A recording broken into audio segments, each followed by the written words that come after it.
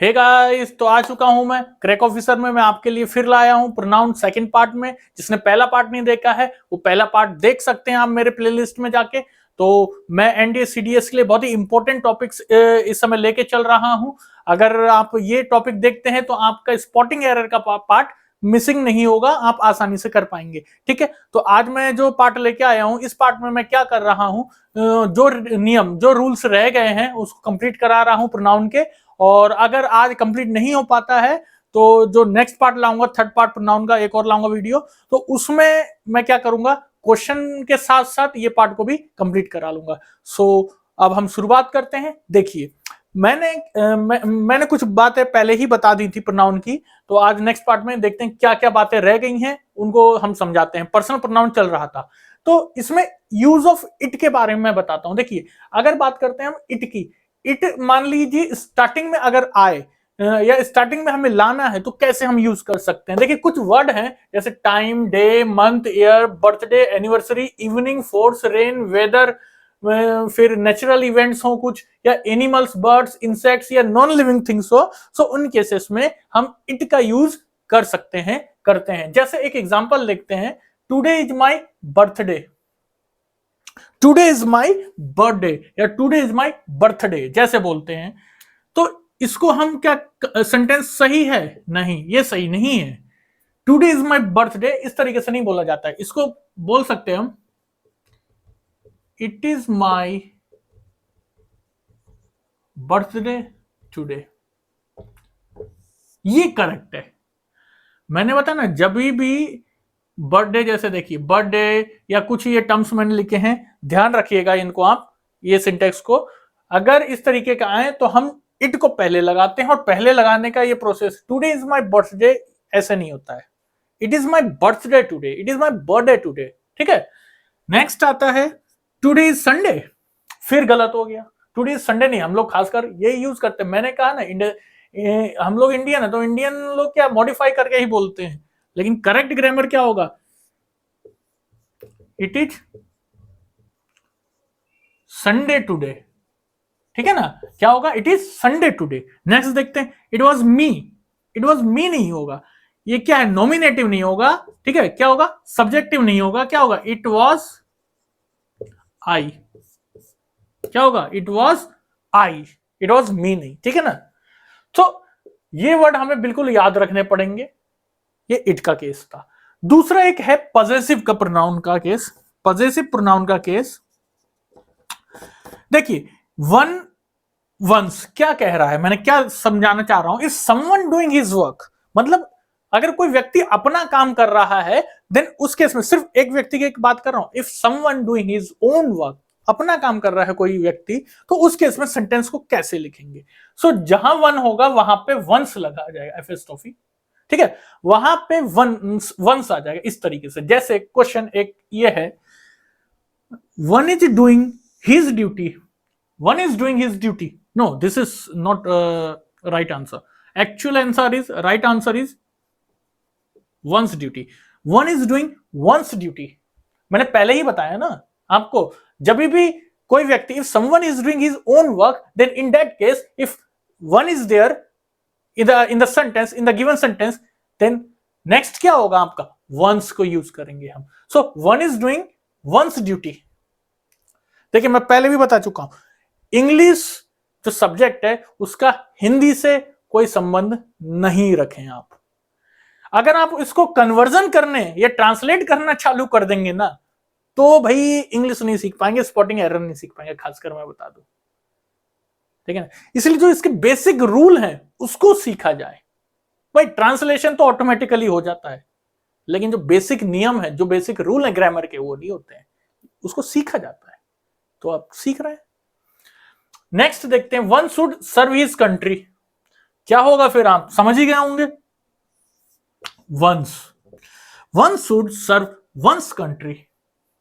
One is eating her bread, one is eating once bread. ठीक है ना, तब जाके सही होंगे, अदरवाइज ये सेंटेंस अगर देखा जाए तो गलत है। वंस लगेगा तब सही होंगे। ठीक है, जल्दी जल्दी पढ़ाता हूं, अब नेक्स्ट स्लाइड में देखते हैं।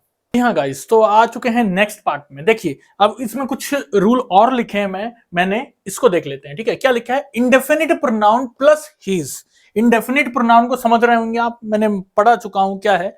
जैसे समबडी, नोबडी, ईच, ठीक है, आइदर, नाइदर, एनी, ठीक है, ये क्या होते हैं आपके इंडेफिनिट प्रोनाउन। तो जब भी इंडेफिनिट प्रोनाउन इस तरीके के आएंगे तो उनके साथ में हीज लगेगा। जैसे each is reading once book. अब ध्यान देना, ये वंस है। वंस मैंने इससे पहले वाली स्लाइड में बताया था।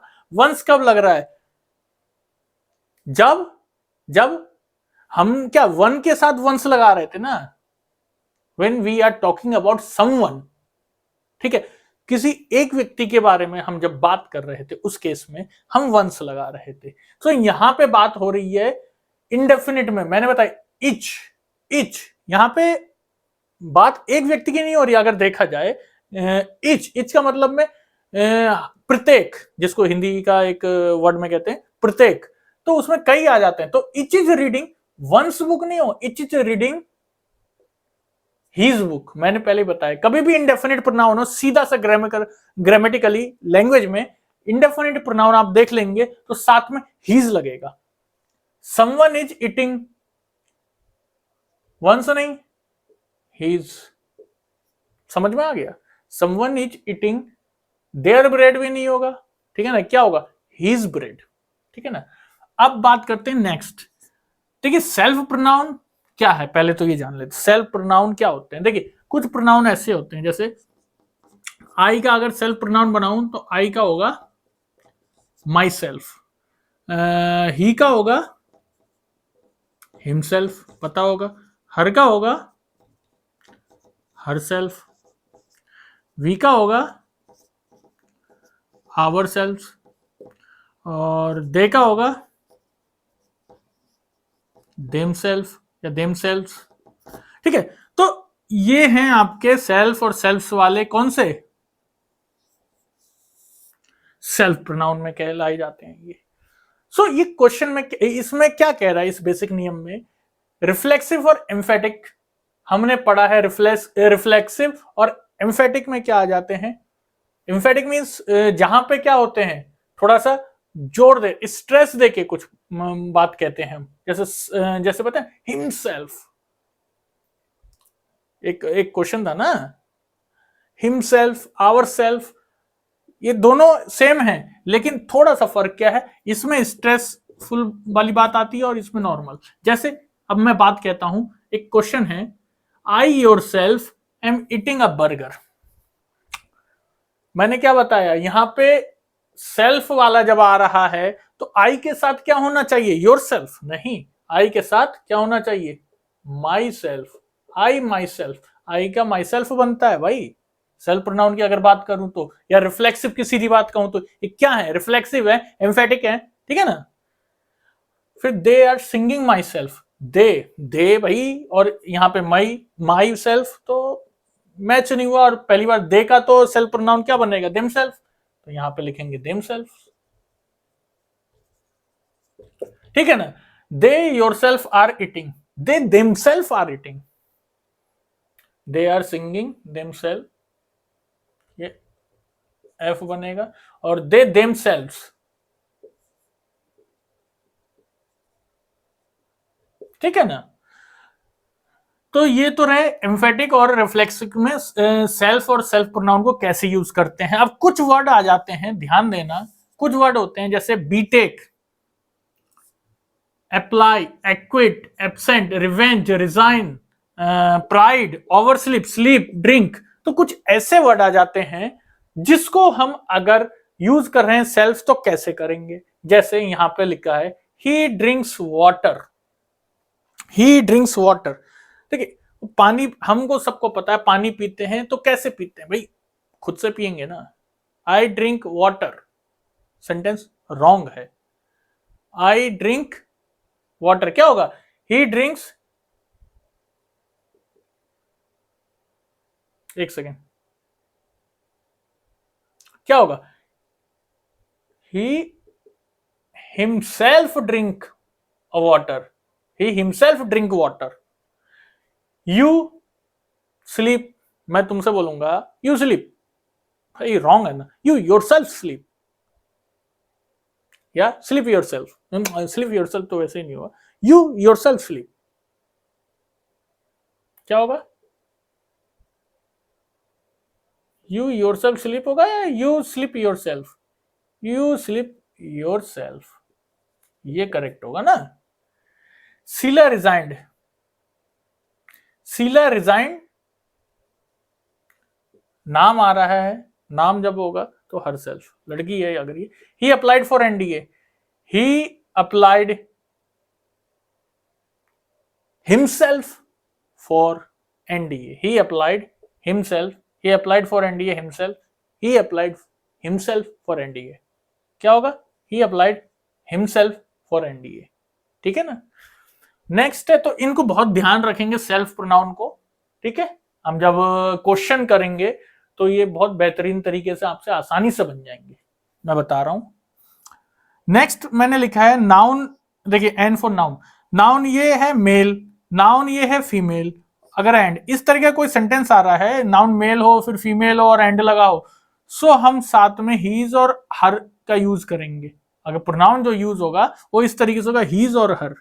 वैसे तो हम प्रेफरेंस हीज को ही देते हैं, लेकिन कई केस में अगर आ रहा है एरर दिखाने के लिए तो हम इसको देख के पहचान सकते हैं क्या एरर रहेगा, क्योंकि noun female and noun male अगर ऐसा लिखा हो तो हर और हीज, अब इसमें देखना हर फिर हीज लिखा है। सो एक क्वेश्चन देखते हैं, a man and a woman are doing their deeds, a man and a woman are doing,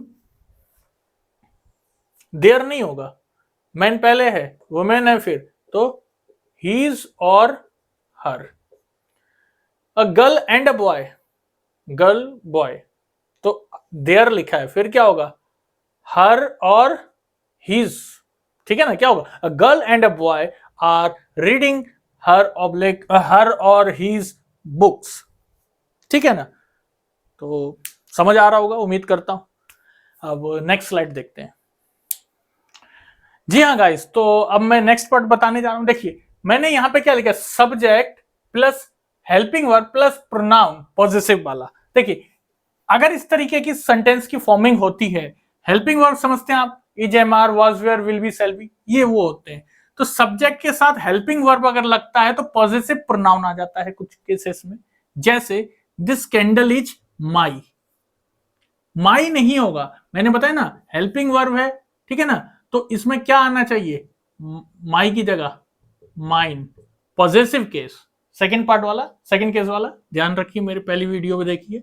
these apples are, यहां कुछ लिखा ही नहीं है, दीज एप्पल्स आर क्या होगा, our, ours, these apple are ours, positive ना।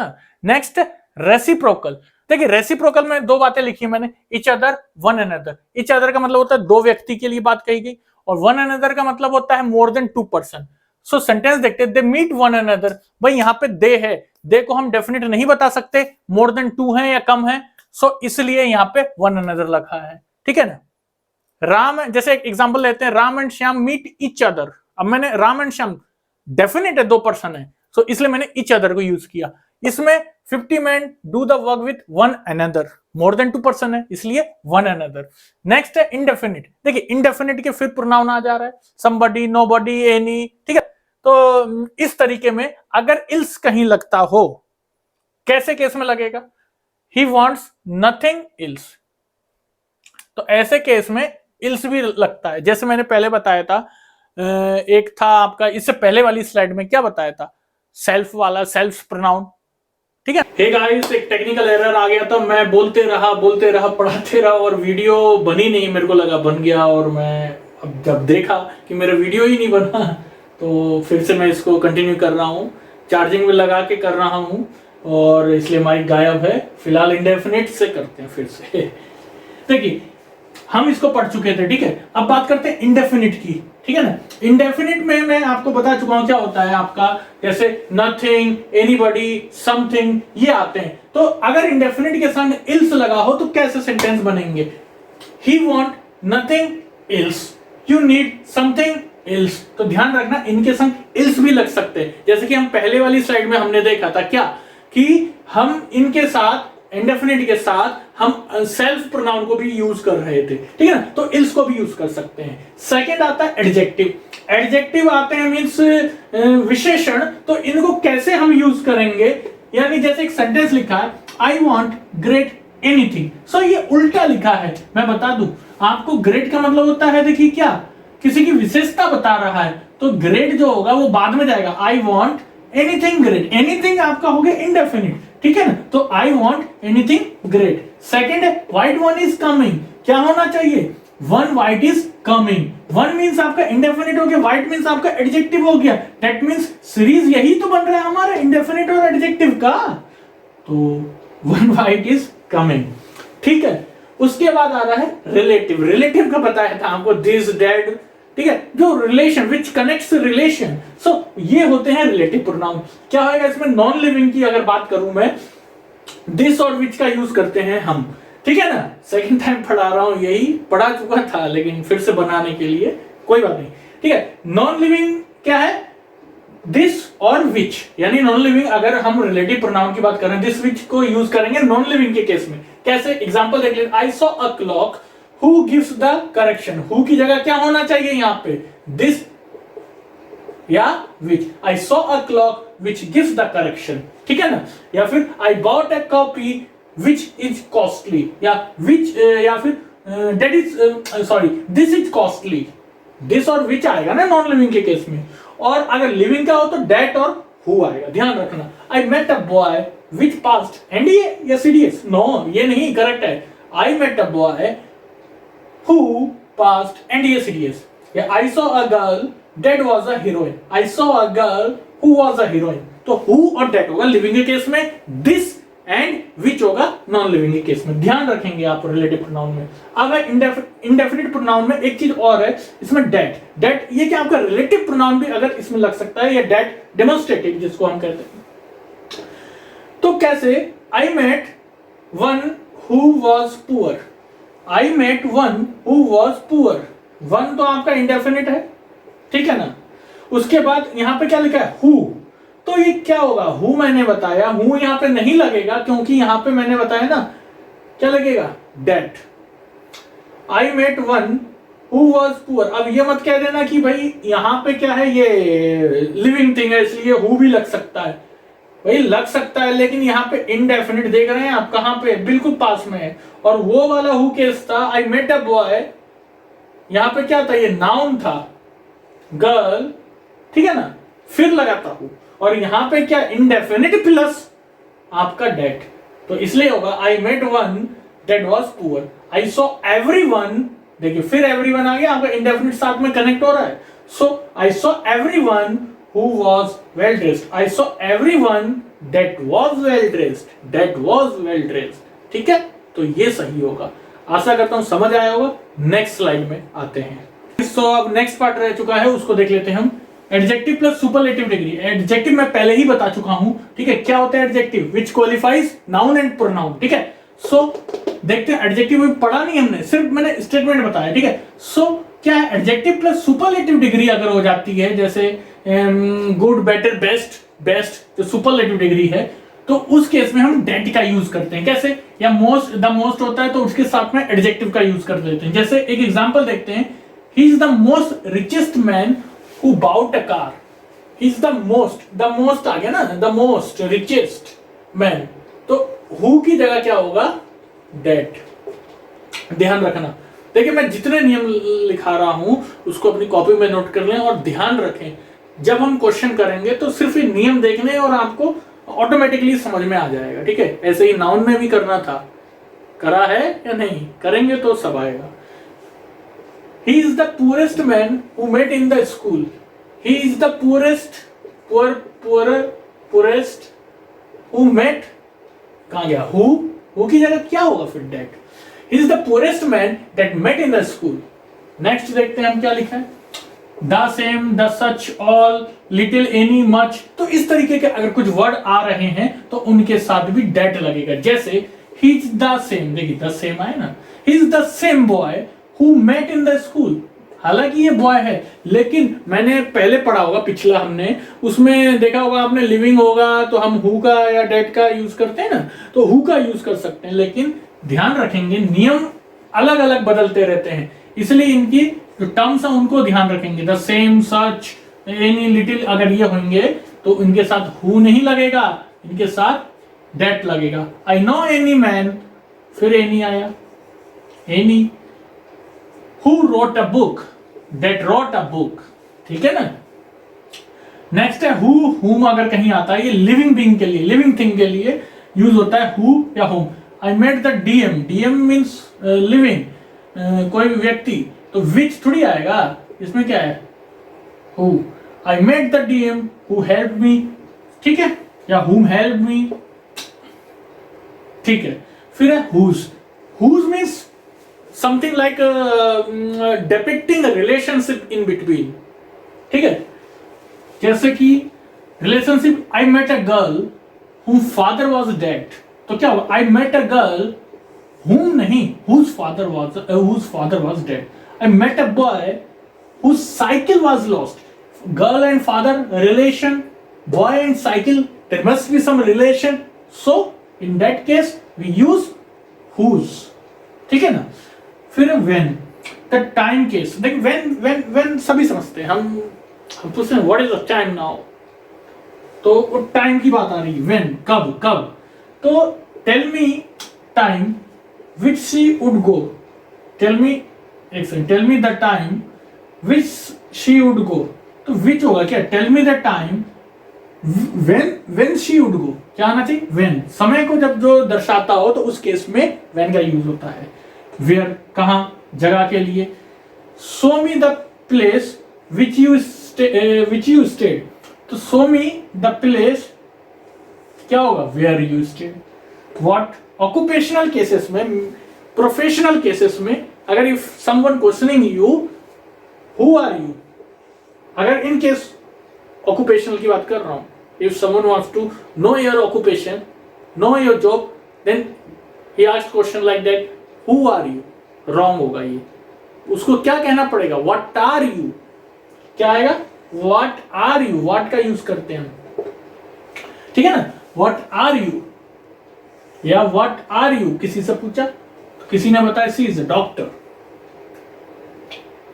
या मैंने पूछा what are you, I am a doctor, I am a teacher, ठीक है ना। बोथ, ईदर, नीदर, ये 2 पर्सन के लिए यूज होता है, ये तो पता ही होगा। ऑल, एवरीवन, नन, ये मोर देन 2 पर्सन के लिए यूज होता है। अब इसमें 2 पॉइंट और रह गए हैं, एक प्रीपोजिशन का रह गया है ऑफ वाला, मैं उसको अभी इसको मिटा के बताता हूं, ठीक है ना।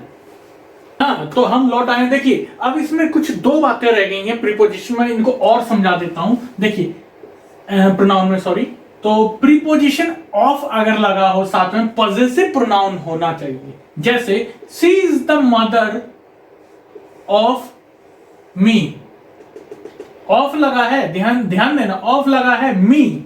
अब मी बताइए मेरे को कौन सा प्रोनाउन है, पॉजेसिव नहीं होगा ना ये, ठीक, आई का मी ऑब्जेक्टिव है, पॉजेसिव के लिए क्या होना चाहिए, mine. She is the mother of mine, he is the brother of she, she का क्या होगा, he is the brother of hers, ठीक है ना। नेक्स्ट क्या है, एवरीथिंग, इट्स, पॉजेसिव, V1 और ING। देखिए वर्ब के साथ अगर ING लगा हो तो उसको हम जीरंड कहते हैं, ध्यान रखना इस बात को।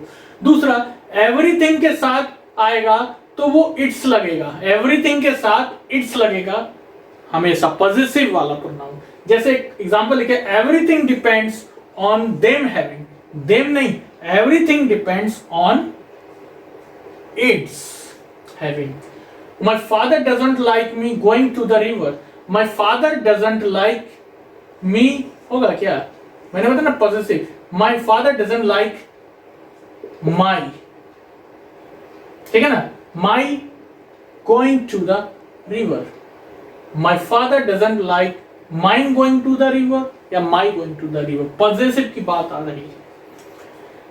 तो आज के लिए इतना ही, ठीक है। अब जो नेक्स्ट पार्ट मैं लाऊंगा इसका, उसमें हम क्वेश्चंस इसके देखेंगे, और उम्मीद करता हूं ये सेशन अभी पसंद आया होगा आपको, और इसको आप प्लीज लाइक, शेयर और सब्सक्राइब करिए। इससे मैं मोटिवेट होता हूं और अच्छा मेहनत करूंगा आपके लिए, ताकि मेरी उम्मीद ये है मैं जिस तरीके से इंग्लिश पढ़ा रहा हूं आपको सिलेक्शन दिलाने की। एनडीए सीडीएस में मैं उम्मीद करता हूं मेरी अगर इंग्लिश पढ़ते हैं आप, तो आपको डेफिनेटली फायदा होगा। So please like, share and subscribe भी करिए और पढ़ते जरूर रहिए। तो आज के लिए इतना ही, धन्यवाद, थैंक यू एंड जय हिंद।